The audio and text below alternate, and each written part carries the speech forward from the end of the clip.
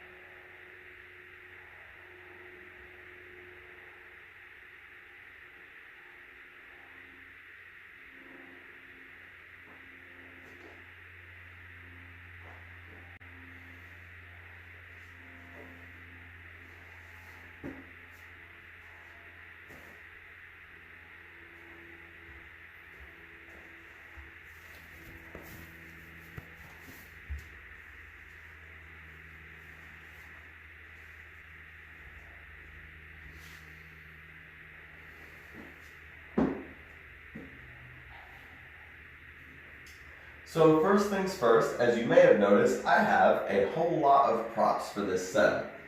What you will need is a yoga mat or some kind of padding, and preferably 3 or 4 Mexican blankets, if not at least 1 Mexican blanket. 3 or 4 is ideal. You can do it with 2 or 1 or even none. I will demonstrate the pose without any blankets in a moment just to show you that it's possible, just not good for the neck. Another thing you'll want is either blocks or a bolster or something that you can use for your sacrum coming in and out of the pose. Be placed here. So I will give you, I'll go over the setup and then we'll go over the pose. So, starting from scratch here, I'm going to assume that you don't have 4 Mexican blankets because that's a very yogi thing to have. And I'm not going to assume that you all are experienced practitioners and more that you are here dabbling, which I can be totally wrong about. That's just the level that I'm trying to keep things at. So, you have your blanket folded here. I guess I'll go over the yoga fold really quick. Have it opened up fully. Fold it once, long ways, or hot dog style as we said in elementary school. And then I'll fold it the opposite way one time.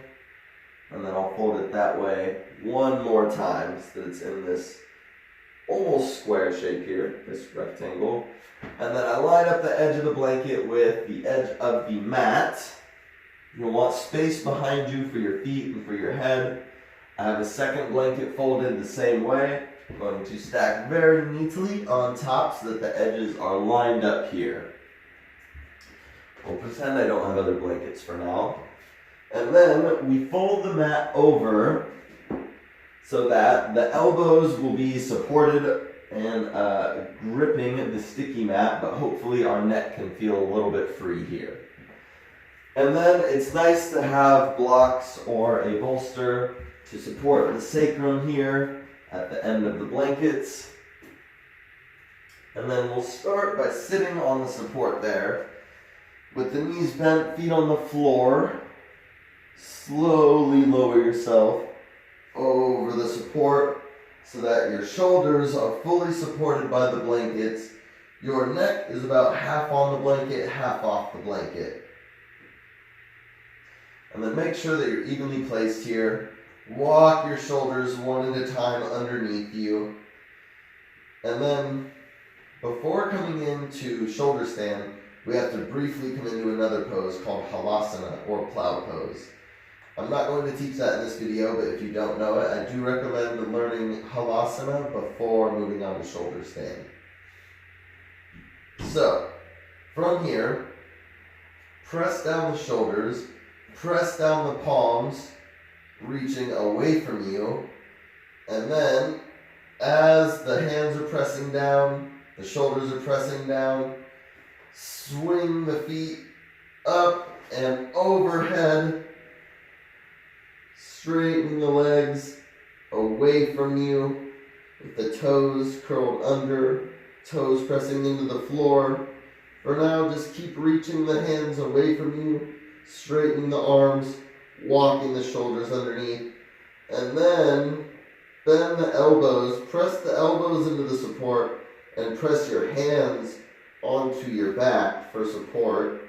You'll want to have hands to the bare skin for best grip here so that you aren't slipping and sliding. And then from here, keep the chin towards the chest.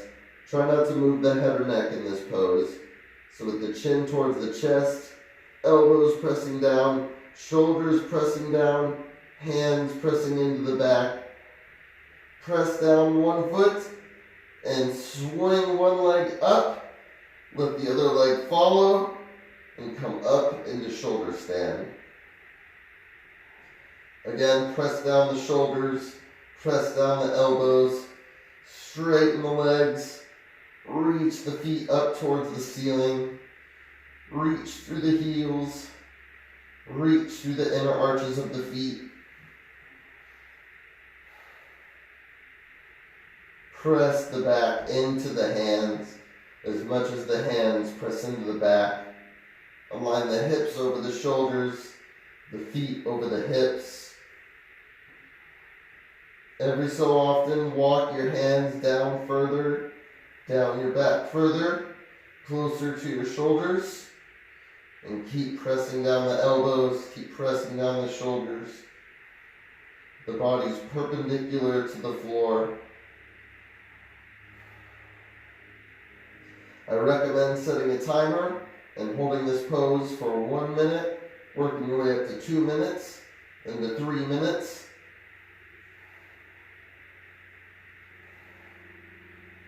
Today we're just learning the pose. And then keep one foot reaching up, swing the other foot down to the floor the same way you came up, one leg at a time. Let the other leg follow. Coming back to halasana for a moment. And then to come out, reach the hands towards the feet. You can even place the toes on top of the hands if that's comfortable for you. And start to look up and back towards your feet as you slowly bring the knees to the chest and the feet down, curling down slowly, one vertebrae at a time, until you can bring the feet to the floor, low back supported by the blocks or the bolster. And then rest here. Bring your arms out to the sides if that's more comfortable. Great work if you made it through that. Not an easy pose.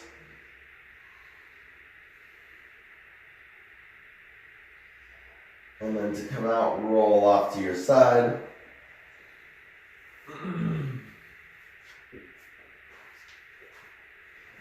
I just wanted to also demonstrate the pose without any blankets, just to show that it is possible, even though I highly do not recommend it.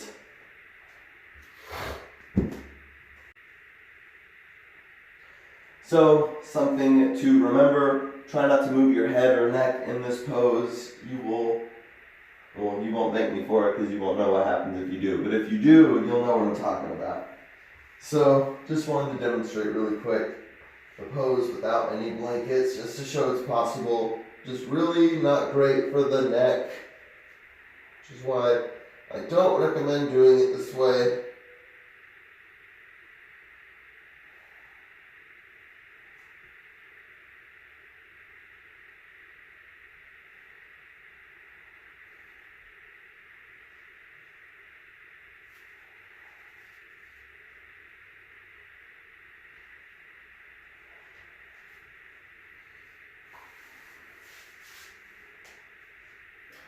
Okay, and that was at least the fundamentals of supported shoulder stand, Salamba Sarvangasana. I hope that it was helpful for you all. Thank you so much for watching, and I will see you in the next video.